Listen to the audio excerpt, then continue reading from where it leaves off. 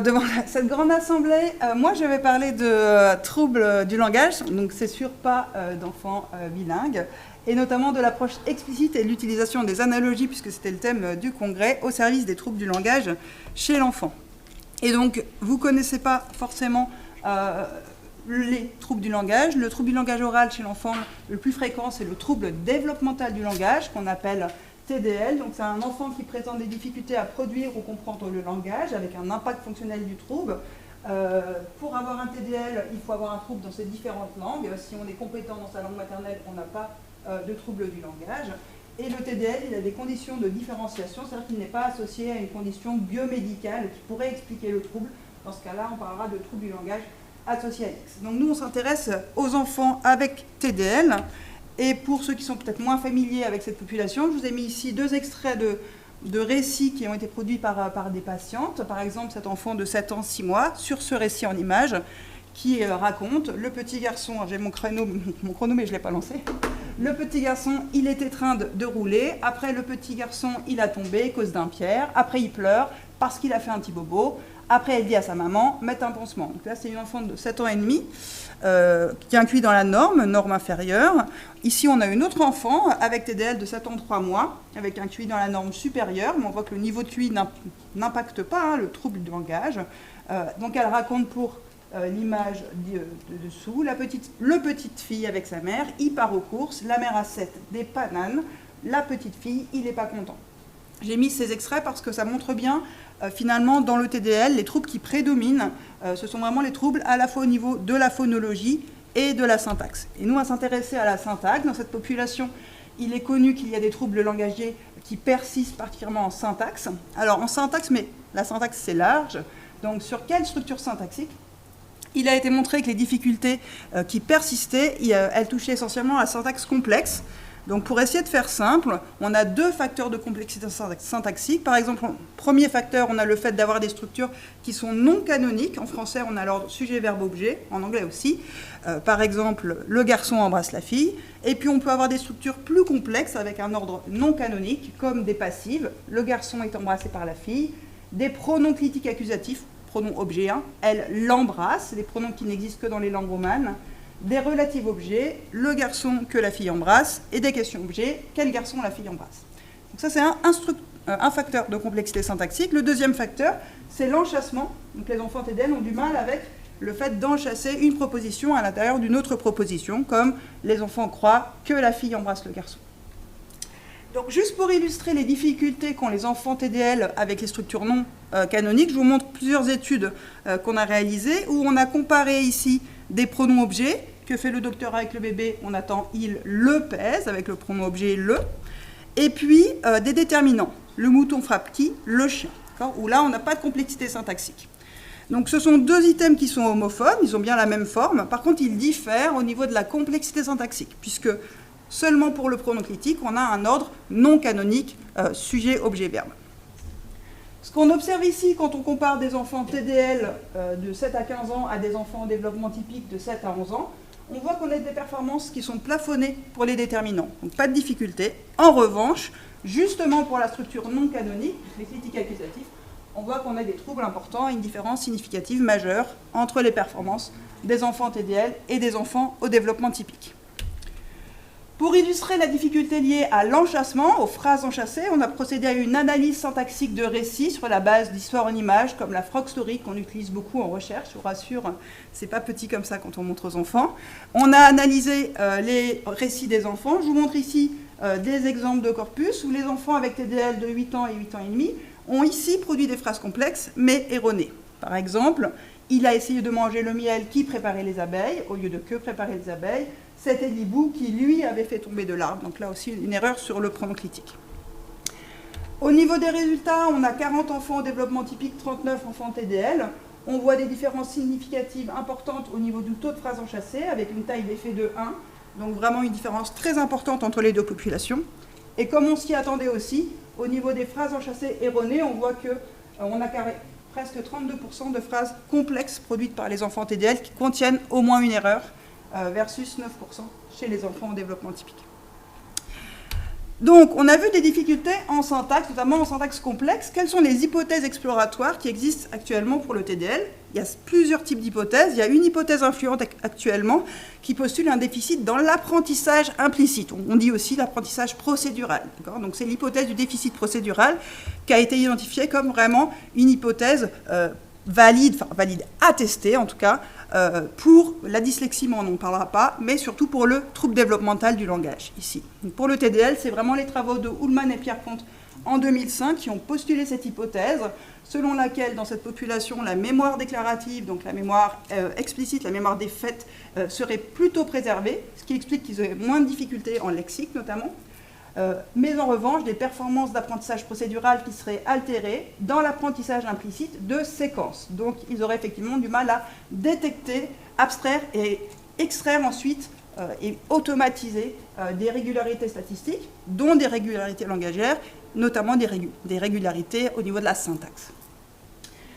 Du fait de cette présupposition, l'utilisation de stratégies déclaratives qui seraient donc explicites et non procédurales pourrait soutenir voire compenser leurs difficultés.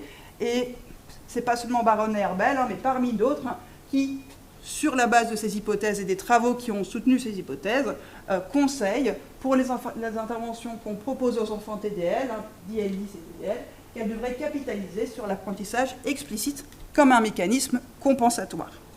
Donc on parle d'approche, donc effectivement thérapeutique. On a des approches thérapeutiques implicites où on n'explicite pas la règle, et des approches thérapeutiques explicites pour lesquelles on explicite la règle. Et dans ce cas-là, on va parler d'un entraînement syntaxique explicite. Alors, implicite versus explicite, ça a déjà été comparé dans les travaux de Feinerstack en 2009 et 2018 chez des enfants TDL, mais uniquement sur des pseudomorphèmes grammaticaux. Donc, ils leur ont fait apprendre des morphèmes qui n'existaient pas, soit en leur expliquant la règle, soit sans explicitation de la règle. Et ce qu'il montre, c'est que l'intervention grammaticale qui incorporait l'instruction explicite, elle donnait de meilleurs résultats que l'intervention qui proposait juste les items aux enfants, mais sans leur expliciter la règle. C'est un résultat qu'on a répliqué, enfin en tout cas au niveau de l'approche explicite, dans cet article qui est soumis, premier auteur, vous avez Olivia Hadjadj, que vous allez entendre juste après. On a proposé une approche explicite de pseudomorphèmes grammaticaux. Par exemple, on a des pseudo-verbes, doli, voilà. Et quand c'est une fille, on dira dolida. Quand c'est un garçon, on dira dolido. On essaie de voir si les enfants étaient capables d'apprendre cette règle. Les enfants TDL ont réussi à apprendre la règle. Il y a un apprentissage efficace, mais on a aussi détecté le fait qu'ils avaient un plus faible potentiel d'apprentissage que les enfants au développement typique. Et ce que je voulais surtout vous montrer, c'était cette étude pilote au projet actuel. C'est un article qu'on a publié en 2025 qui concerne un entraînement explicite de la syntaxe chez 18 enfants TDL âgés de 7 à 11 ans, qui ont montré des effets directs et significatifs sur les phrases qui ont été entraînées pendant l'entraînement, des effets de généralisation sur des phrases qui n'étaient pas entraînées, mais qui incluaient les structures travaillées, et puis aussi un effet de spécificité, puisqu'on n'avait pas d'amélioration sur la mesure contrôle. Donc, pour l'approche explicite, on a adapté en français le shape coding, qui est l'approche explicite la plus documentée dans la littérature, qui a donné lieu à de nombreux travaux publiés en langue anglaise, où vous voyez un petit peu comment ça se présente. On a des couleurs pour la nature grammaticale, on a des formes pour les fonctions, et puis on peut symboliser aussi les déplacements syntaxiques, et puis on a les constituants de la phrase, les différents syntaxes. Donc, si on veut zoomer sur cette étude publiée en 2025, on avait en pré- et post-test cette liste de 12 phrases à répéter. Donc, des listes avec des relatifs objets, comme c'est la pomme que le monsieur mange. On avait une liste qui a été entraînée pendant l'entraînement, pour laquelle on attend des progrès, c'est l'effet direct, et puis une liste qui n'a pas été entraînée. Donc, on attend des progrès, cette fois des effets de généralisation. C'est le même design pour les critiques accusatifs, comme il le tire, et les passives, le chien est lavé par le monsieur. Et puis on avait des items contrôle pour lesquels on n'attendait pas de progression. On passait ces post-tests, une semaine plus tard on commençait l'entraînement, et une semaine après l'entraînement on passait les post-tests. Au niveau de l'entraînement, c'est un entraînement qui était encore très homemade, vous voyez que ça a été fait sur des ardoises avec des formes découpées, etc. Pour chaque session, on avait donc l'explication métalinguistique de la structure cible, par exemple de la relative objet, et puis des applications ludiques sur ces relatives objets, mais toujours en gardant le codage, justement, du shape coding. Toujours cette approche explicite. Et donc 13 sessions de 30 minutes. Alors attention, les passives, on les a mis plus tard dans l'entraînement, donc il n'y a que 8 participants qui ont été entraînés sur les passives. Les résultats, je vous les ai résumés tout à l'heure. Là, on voit les effets directs entre pré- et post-test sur les relatifs objets, les critiques accusatives et les passives. Une amélioration significative entre le pré- et le post-test qui montre un effet direct de l'entraînement. Et ce qui était plus intéressant, c'est qu'on a aussi montré un effet de généralisation, donc sur les phrases qui n'ont pas été entraînées mais qui contiennent la même structure, un effet sur les relatifs objets, les critiques accusatives et les passives, et puis pas d'effet sur les flexions verbales, la mesure contrôle. Donc c'est ça qu'on attendait, cet effet de généralisation, voilà, possiblement permis par le raisonnement analogique lié à l'approche explicite. Et on en arrive au projet actuel. What's next? Si je reprends la citation de Montgomery et collaborateurs en 2024 sur l'entraînement de la syntaxe, ils nous précisent que les traitements en syntaxe sont sur un continuum, d'accord, avec plutôt une approche implicite, plutôt une approche explicite, ou plutôt une approche un peu entre les deux. Mais ce qui est important de noter, c'est que les méthodes implicites et explicites, elles n'ont jamais été directement comparées dans la littérature. Donc voilà la petite image que j'ai trouvée pour montrer que c'était une vraie lacune. Voilà. Ça manque. Donc ça manque, et c'est pas juste parce que ça manque qu'on va le faire, c'est parce que c'est utile pour les cliniciens. Non ? Donc un projet FNS que j'ai obtenu en 2023, qui va continuer jusqu'en 2027. Le but, c'est d'entraîner beaucoup plus d'enfants, d'avoir beaucoup plus de population, d'avoir une thérapie qui sera individualisée au profil syntaxique de chaque enfant, de comparer, puisque ça n'a jamais été fait, l'approche explicite à un entraînement implicite, en gardant le dosage, les cibles identiques, c'est vraiment l'approche qu'on va faire varier. Et le but, c'est effectivement d'améliorer la thérapie et d'explorer la PDH, donc l'hypothèse du déficit procédural. Comment ça va se passer très globalement? On a créé une tâche de répétition de phrases en faisant varier des facteurs de complexité. Et le but, c'est de cibler le bloc de difficulté sur lequel l'enfant a des difficultés, pour entraîner là où il est vraiment en difficulté, pas ce qu'il sait déjà faire ou pas ce qui est trop difficile pour lui. Donc d'avoir vraiment un entraînement individualisé. Ensuite, l'outil d'intervention explicite, cette fois on l'a informatisé sur des diaporamas, individualisé. Là, c'était ce qui existe en anglais. Voilà, on l'a adapté à la syntaxe du français. Donc vous voyez le bébé qui tient un doudou. Voilà, on a la relative sujet qui décrit le nom. Et puis on voit qu'on a le syntagme nominal ici, le syntagme verbal, on a le verbe et l'ami du verbe, parce qu'on ne parle pas de syntagme, etc. aux enfants. Voilà, il y a tout un vocabulaire qui est adapté. Pour l'intervention, il y a d'abord l'explicitation de la règle. Donc là, c'est vraiment pour expliquer aux enfants des phrases du type sujet, verbe, objet. Le héros de la phrase, la maison du verbe avec l'ami du verbe. Et puis on a aussi des structures beaucoup plus complexes. Par exemple, on entraîne pour des enfants qui en sont à ce niveau-là des questions-objets avec inversion. Par exemple, quelle forme les enfants découpent? Quelle forme est-ce que les enfants découpent? Voilà, donc vraiment des phrases OSV. Et à chaque fois, on a des exercices d'application qu'on a fait sur PowerPoint. La tarte aux fraises, le garçon la mange. L'enfant devait choisir le bon pronom entre la, le et les. Et puis de la production, que fait le chat à la souris? Il la poursuit. Et ensuite, on arrive avec cette phrase-là, toujours avec le codage du shape coding. Le protocole, on a 15 séances d'entraînement. La première de familiarisation, les 2 dernières de révision. Et puis ensuite, on a pour chaque structure entraînée dans le bloc, pour un bloc de complexité, on a 3 structures, on a 4 séances d'entraînement.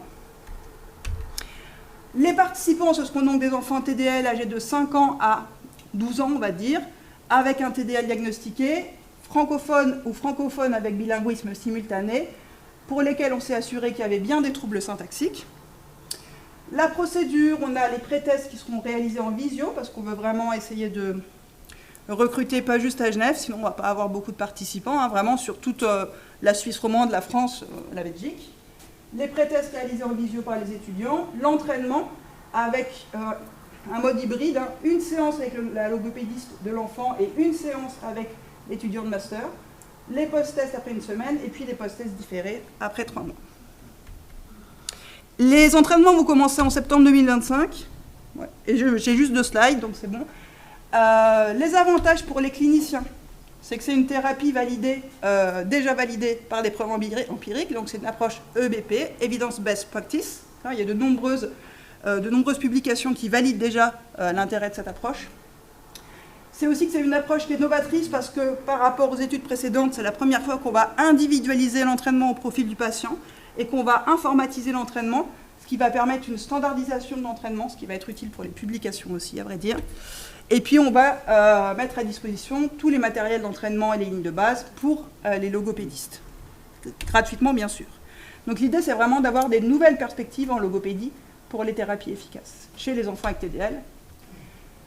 Et les avantages pour la recherche, c'est que les résultats qu'on attend, on n'est pas sûr de les avoir, encore faut-il, mais les prédictions, c'est que l'entraînement explicite va donner de meilleurs résultats que l'entraînement implicite. C'est ce que vous voyez sur ce graphe, ça vient vraiment directement du projet FNS. En bleu, on a les effets attendus pour l'entraînement explicite, en orange pour l'entraînement implicite, et en vert pour le groupe contrôle attente.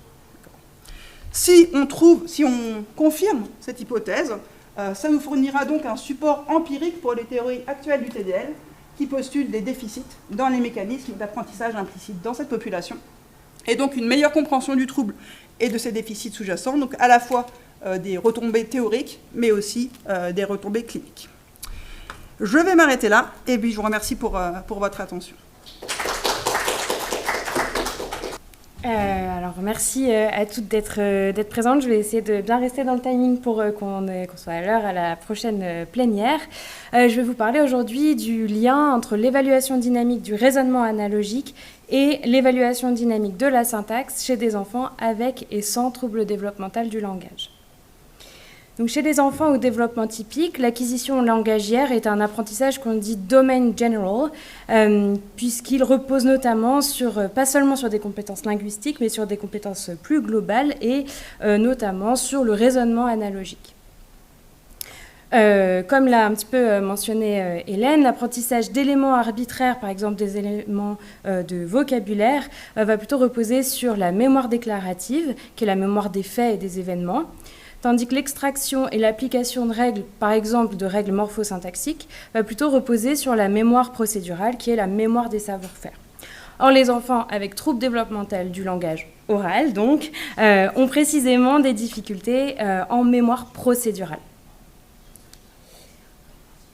Donc, les enfants avec trouble développemental du langage ont des difficultés langagières, notamment en syntaxe complexe, une fois encore, Hélène vient d'en parler, mais ils ont également des difficultés en raisonnement analogique non verbal, et notamment avec les analogies relationnelles, alors que leurs compétences sont plus préservées lorsqu'il s'agit d'analogies perceptives, donc la différence qu'a présentée Lindsay Richland hier.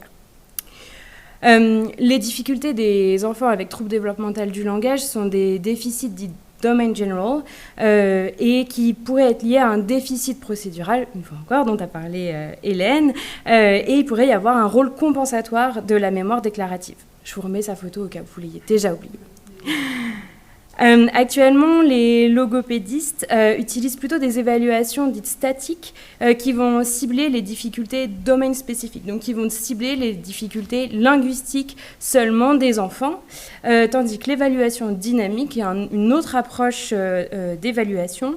Ce type d'évaluation va plutôt cibler les difficultés domain general. Et dans cette étude, on a utilisé l'évaluation dynamique, comme je le disais en préambule. Alors, qu'est-ce que c'est l'évaluation dynamique ? C'est une évaluation du potentiel d'apprentissage des enfants. En gros, on va mesurer ce que l'enfant peut faire avec l'aide d'un ou une examinatrice. Il y a différentes procédures qui sont utilisées en évaluation dynamique. Le pré-test, apprentissage, post-test, mais aussi la procédure d'indissage gradué, qui est la procédure qu'on a utilisée dans cette étude. Et ce type de procédure va reposer sur le raisonnement analogique, puisqu'on s'attend à ce que l'enfant effectue des analogies entre les indices qui lui sont donnés et l'item cible, et puis aussi entre les différents items de la tâche d'évaluation dynamique. En 2022, on a créé une tâche d'évaluation dynamique de la syntaxe où on a ciblé plusieurs structures syntaxiques, comme par exemple cette structure relative sujet, c'est le papa qui tient le seau. Et si l'enfant n'arrivait pas à produire spontanément la structure cible, on allait lui donner des indices jusqu'à ce que l'enfant parvienne à produire cette structure. Alors habituellement, il n'y a pas de lien entre les tâches statiques de syntaxe et le raisonnement analogique non verbal. Mais de manière surprenante, dans cette étude, on a retrouvé un lien entre ce raisonnement analogique et notre tâche dynamique de syntaxe. Donc, quand on a considéré le score... Ah, en fait, vous ne voyez pas ma souris. Tac. Quand on a considéré le score total obtenu à la tâche d'évaluation dynamique en fonction du nombre d'indices nécessaires à la production des items, et puis le score Z obtenu à la tâche des matrices de Raven, on avait bien un lien entre ces deux domaines. Ce qui était donc, comme je le disais, surprenant. On a voulu investiguer un petit peu plus ce résultat, et notamment, on s'est posé la question, est-ce que ce lien, il est uniquement présent chez les enfants au développement typique, qui du coup s'appuierait sur le raisonnement analogique lors de leur acquisition langagière, mais aussi lors de la production de cette tâche d'évaluation dynamique, et de manière par la suite, est-ce que ce lien était donc absent chez les enfants avec troubles développementaux du langage, du fait de leurs difficultés en raisonnement analogique et du fait de l'importance de la mémoire déclarative dans l'apprentissage de structures syntaxiques. Donc on a monté cette étude que je vous présente aujourd'hui et on a cherché à répondre à deux questions de recherche. La première, existe-t-il un lien entre les compétences en raisonnement analogique non verbal et les compétences statiques en syntaxe, d'une part chez les enfants en développement typique, mais d'autre part chez les enfants avec troubles développementaux du langage. On s'est attendu à répliquer l'absence de lien entre ces deux domaines. Et notre deuxième question de recherche, est-ce qu'il existe un lien entre les compétences en raisonnement analogique non verbal et les compétences dynamiques, cette fois-ci, en syntaxe, chez les enfants au développement typique d'une part et chez les enfants avec troubles développementaux du langage d'autre part. Donc là, on s'attendait pour cette deuxième question à effectivement retrouver un lien entre ces deux domaines, du fait d'un apprentissage implicite dans les deux tâches, avec chez les enfants au développement typique un fort potentiel d'apprentissage en raisonnement analogique prédictif d'un fort potentiel d'apprentissage en syntaxe, et à l'inverse, chez les enfants avec troubles développementaux du langage, un petit potentiel d'apprentissage en raisonnement analogique non verbal et un petit potentiel d'apprentissage en syntaxe. Donc pour répondre à nos questions, on a recruté un large échantillon avec 97 enfants au développement typique et 98 enfants avec troubles développementaux du langage. Donc c'est un très grand échantillon avec des enfants âgés de 6 à 12 ans. On leur a proposé plusieurs épreuves à ces enfants. D'abord une tâche d'évaluation statique de la syntaxe, donc qui est une tâche standardisée, qui est la BILO, où les enfants devaient produire des phrases. Donc par exemple ici on leur disait je ne sais plus ce qu'on leur disait exactement, je n'ai pas noté. Ici le garçon pousse la fille. Alors là, la fille... Le garçon, c'est ça, parce qu'on on s'attendait on voulait que l'enfant produise une structure passive, donc on voulait que l'enfant produise le garçon est poussé par la fille. Mais heureusement, c'était enregistré, et donc je n'oublie pas sans enfant ce qu'il faut dire. On leur a proposé également une tâche d'évaluation statique du raisonnement analogique non verbal, donc la tâche des matrices de la WISC. On leur a également proposé une tâche d'évaluation dynamique de la syntaxe que je vais vous présenter dans un instant, et une tâche d'évaluation dynamique du raisonnement analogique non verbal que je vais également vous présenter, et qui était une tâche adaptée d'une tâche existante publiée par Marc OSL. Alors en ce qui concerne la tâche d'évaluation dynamique de la syntaxe, donc je vais vous montrer un exemple. On va imaginer qu'on est un enfant et qu'on va devoir produire ou répondre à la tâche.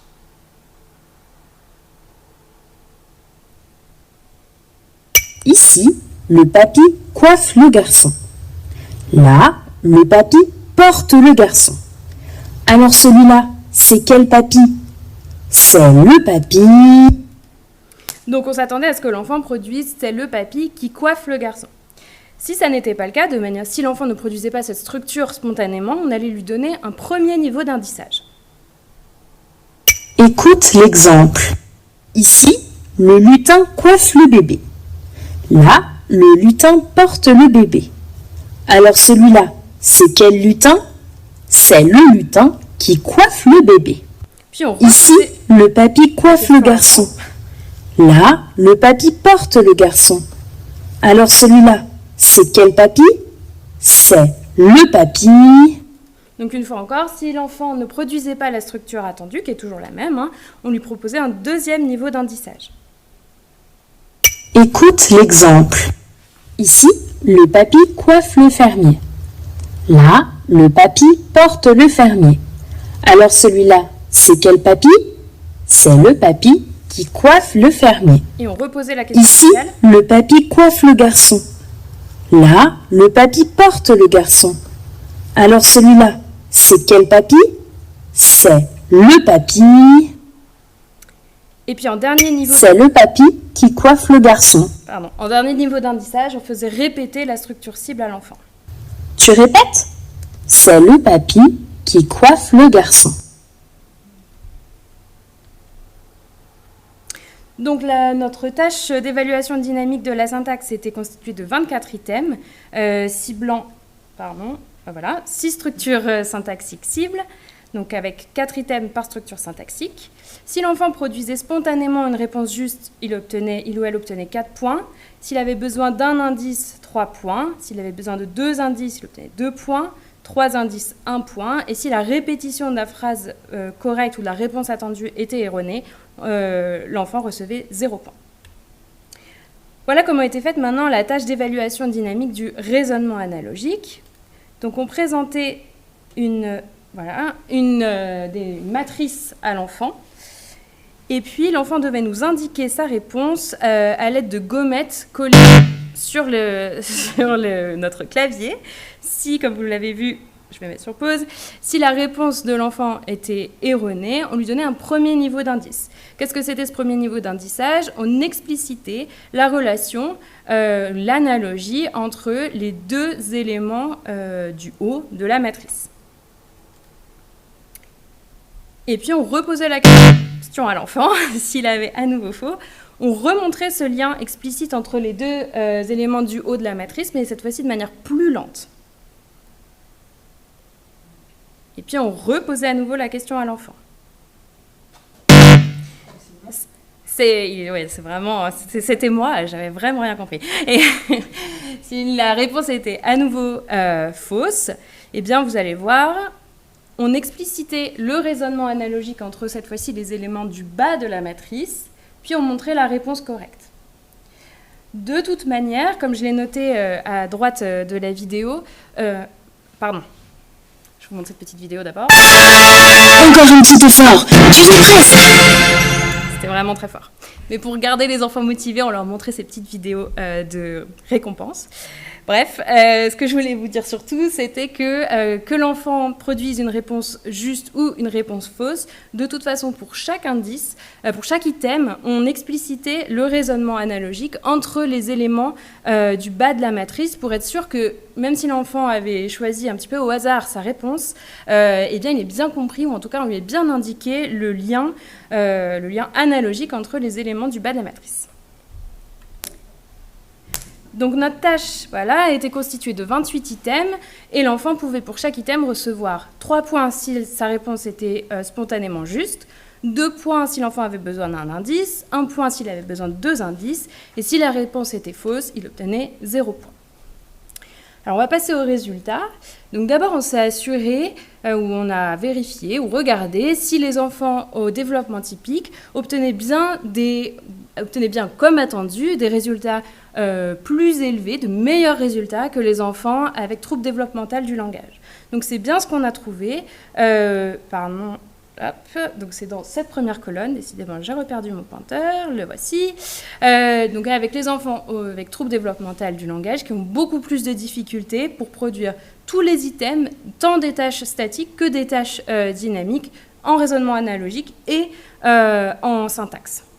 On a retrouvé également un effet de l'âge, donc avec les enfants plus jeunes qui avaient plus de mal que les enfants plus âgés. Et donc c'est pour ça qu'on a ensuite considéré l'âge dans l'ensemble de nos modèles. Concernant notre première question, qui était est-ce qu'il y avait un lien entre les résultats obtenus à la tâche statique de syntaxe et puis le raisonnement analogique statique dans un premier temps. Hop. Donc c'est bien les deux dernières lignes qu'il faut regarder précisément. Et on n'a pas retrouvé de lien entre raisonnement analogique et syntaxe statique, ni chez les enfants au développement typique, ni chez les enfants avec trouble développemental du langage. On a regardé ensuite si on trouvait un lien entre syntaxe statique et puis cette fois raisonnement analogique mesuré de manière dynamique. Donc toujours les deux dernières lignes à considérer ici. On n'a pas retrouvé de lien entre les deux domaines, ni chez les enfants au développement typique, ni chez les enfants avec trouble développemental du langage. Concernant notre deuxième question, qui était est-ce qu'il y a un lien entre la syntaxe dynamique et puis le raisonnement analogique, une fois encore, deux dernières lignes du tableau, on n'a pas retrouvé de lien chez les enfants au développement typique. En revanche, on a bien retrouvé un lien entre syntaxe dynamique et raisonnement analogique, mesuré de manière statique ici, chez les enfants avec trouble développemental du langage.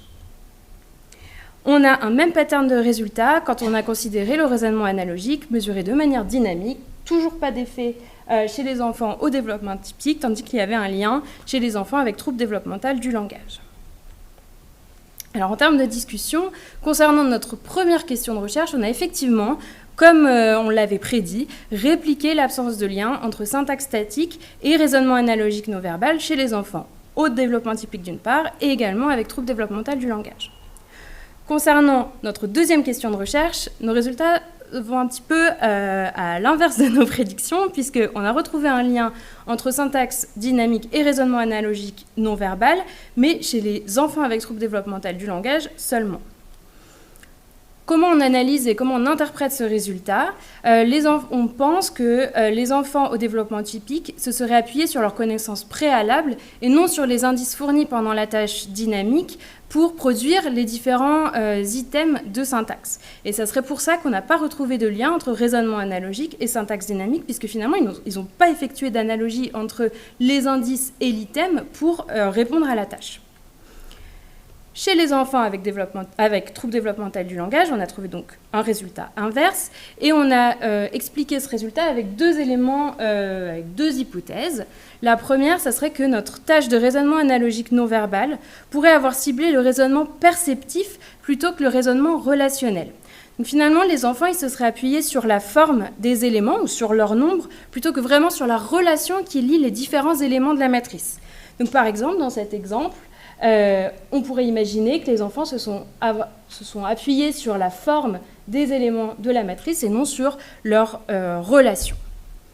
Ça, c'est important pour comprendre notre deuxième hypothèse explicative, c'est qu'on s'est dit que les enfants avec trouble développemental du langage n'auraient pas extrait de règles syntaxiques pour produire les items de la tâche dynamique. Donc finalement, ils n'auraient pas réussi à extraire une relation entre les indices et l'item, mais plutôt ils se seraient appuyés sur des éléments, on va dire, perceptifs, langagiers. Donc finalement, ils se seraient appuyés sur les éléments qui étaient similaires entre les indices et l'item cible. Donc par exemple, pour produire « c'est le papy qui coiffe l'enfant », ils se seraient vraiment appuyés sur les mots qui étaient pareils avec l'indice qu'on leur donnait, c'est le lutin qui coiffe le bébé, ou avec le deuxième indice qu'on leur donnait, c'est le papy qui coiffe le fermier. Donc ça, évidemment, ça sera à tester dans une prochaine étude. Mais d'ores et déjà, nos résultats ont un certain nombre d'implications cliniques que je vais vous présenter. Donc, du fait d'un déficit en mémoire procédurale, les enfants avec trouble développemental du langage ont des difficultés à extraire les règles syntaxiques à partir de l'input langagier. Ça, on le sait depuis, en tout cas, Ullmann et Pierpont l'ont proposé en 2005, et depuis, ça continue d'être exploré et d'être, on va dire, validé comme hypothèse explicative du trouble développemental du langage. Nos résultats semblent suggérer que les enfants avec trouble développemental du langage s'appuient sur des similarités perceptives tant pour le raisonnement analogique non verbal que pour le raisonnement analogique verbal, tandis que les enfants au développement typique, eux, extrairaient une règle relationnelle peut-être entre les éléments. Et ça nous amène à nous poser la question, mais quelle stratégie thérapeutique on doit alors privilégier? Est-ce qu'on doit entraîner les enfants avec troubles développementaux du langage à s'appuyer de manière efficace sur l'input et sur les ressemblances perceptives entre un input et leur production? Ou au contraire, est-ce qu'on doit entraîner leur capacité à extraire ou à s'appuyer sur des relations entre les éléments qu'on leur présente? Donc on va poursuivre notre étude en incluant des tâches qui vont spécifiquement cibler la mémoire procédurale et la mémoire déclarative, et puis également, à la suite des travaux qui ont été présentés hier, peut-être améliorer aussi notre tâche d'évaluation dynamique du raisonnement analogique. Merci beaucoup pour votre attention, et puis voilà les différentes personnes qui ont travaillé sur ce projet. Merci.